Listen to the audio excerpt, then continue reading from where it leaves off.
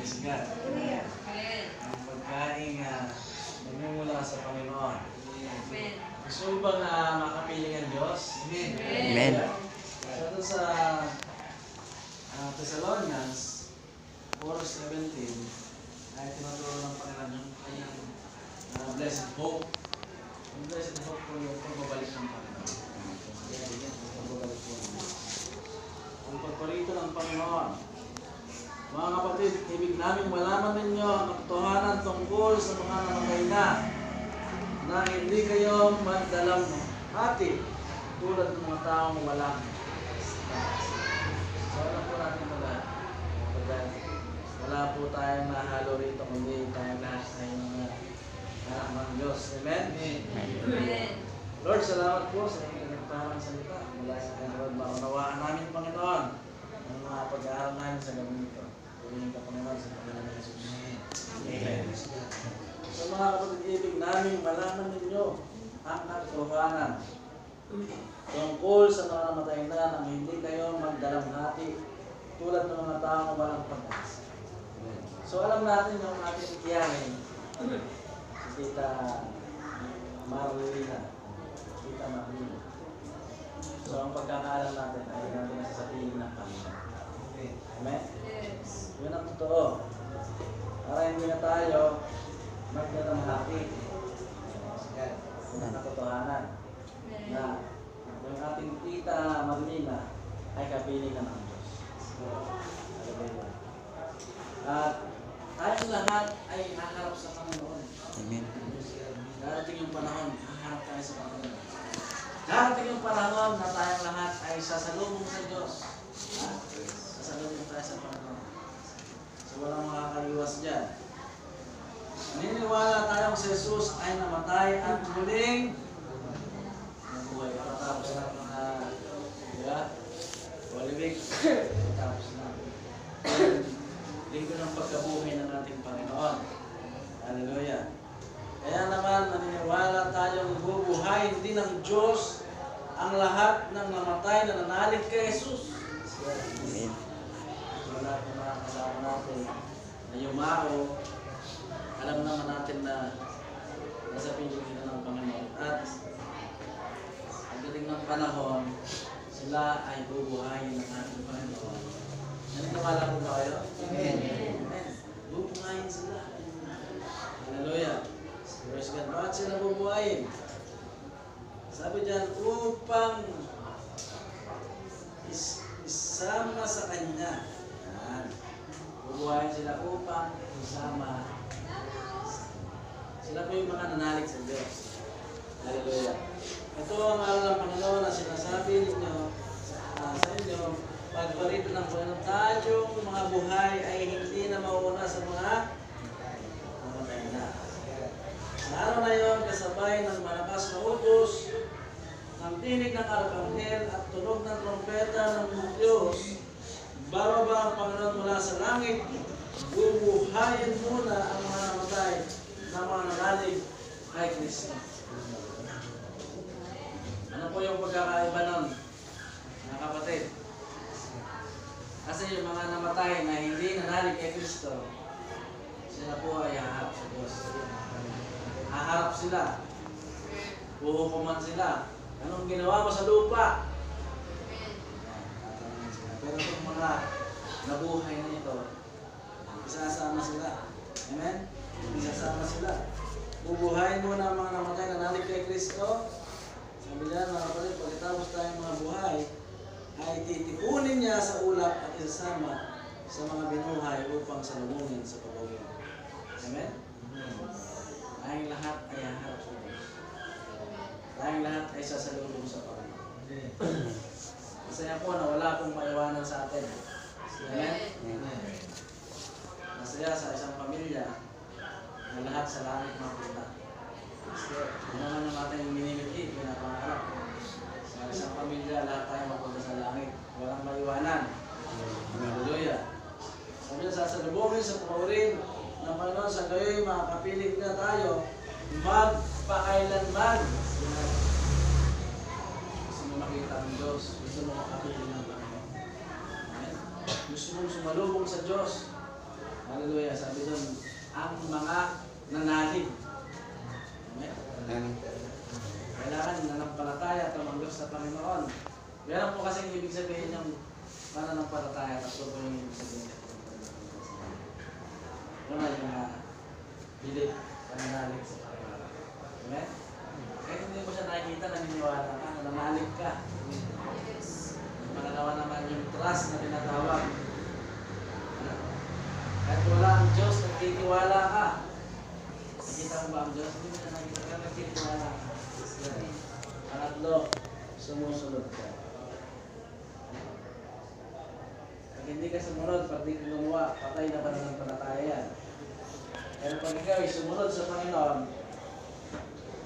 yan yung kabuuan ng pananampalataya. Yan yung paggawa, yung pagsunod. Amen? Hallelujah. Kaya mga tao sa gayon, mga kapiling na tayo, magpakailanman. Kaya nga, mag-aliwang kayo sa pamamagitan ng mga aral na ito. Tinatawag na blessed hope. Diba sa 16 Paul naman natin? Blessed hope. Ha? Amen? Pagpabalik, pagparito ng ating Panginoon. Masarap, nakapiling ang Diyos. Masarap, nakita ang Panginoon Jesus. Masarap, salubungin ng Panginoon Jesus. Diba? So, meron tayong mga kamag-anak na galing sa abroad. Diba? Meron ka ba niyang chocolate? Meron ka ba niyang special na wine na galing sa abroad? Diba? Nasa loob. Ito, Panginoon to. Special to. Lalong gusto mo siyang makasalubong o sumalubong. Amen? Hallelujah. At ang Panginoon, hindi siya nakatingin sa katatayuan natin. Sa sitwasyon na hindi nakatingin ang Panginoon sa face-to-face.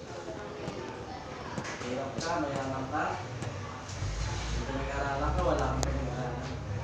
Tanggap tayo ng Panginoon. Amen? Ang Diyos na kaya dyan, blessed ka sapagkat kayo natamang ang pag-ibig ng Diyos sa sanglibutan, kaya't ibinigay niya ang kanyang bugtong na anak upang ang sino mang sumampalataya hindi mapahamak kundi magkaroon ng buhay na walang hanggan. So, alam niyo naman sa sanglibutan marami ang pamumuhay. Diba? Yung anak, binubugaw. Diba? Ginagawa na cyber sex, di ba? Nahulog, di ba?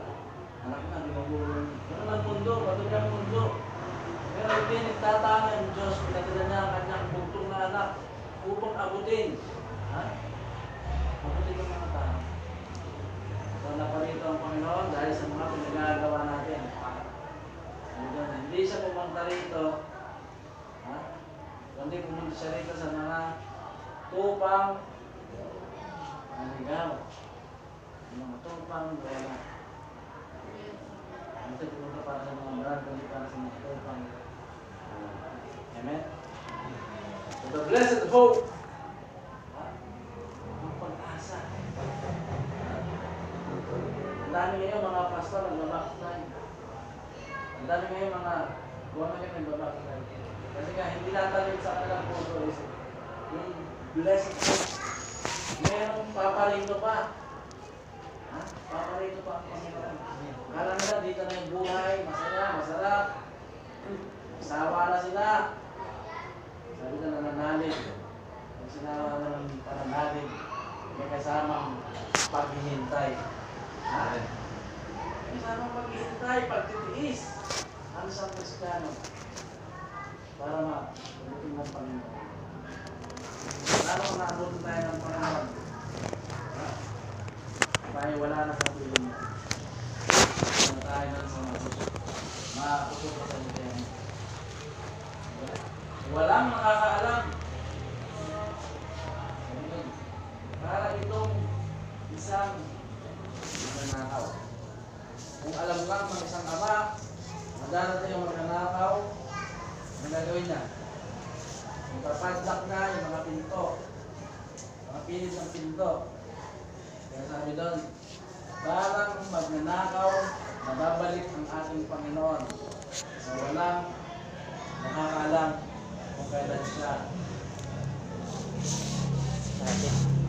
Ayun, sa example niya, para itong isang babaeng nanganganak, diba?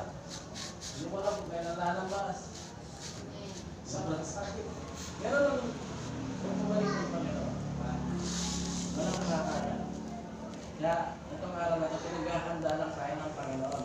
Sabi dito mga kapatid, kaya nga, mag-aliwa kayo sa pamamagitan ng mga araw na ito. Mag-aliwa.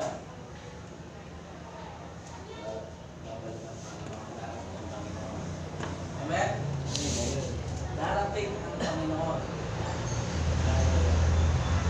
Ito ay the word of the blessed hope. Pag-asa. Ang sabi ni Apatol, ay siya sa church, di ba? Pero sa Panginoon, totoong darating ang Panginoon. Amen? Sabi na, pumunta kayo sa bundok ng Galilea at meron akong ibibigay sa inyo. Anong binigay? Abang yan niya. Mayo ang mga alagan. Amen? Mayo. At ang Panginoon naman ay itang ganyan lang ba? Sa paal. Walang po mga kapatid, puri ng Diyos. Walain ng Panginoon ang mga nalangasa. Amen.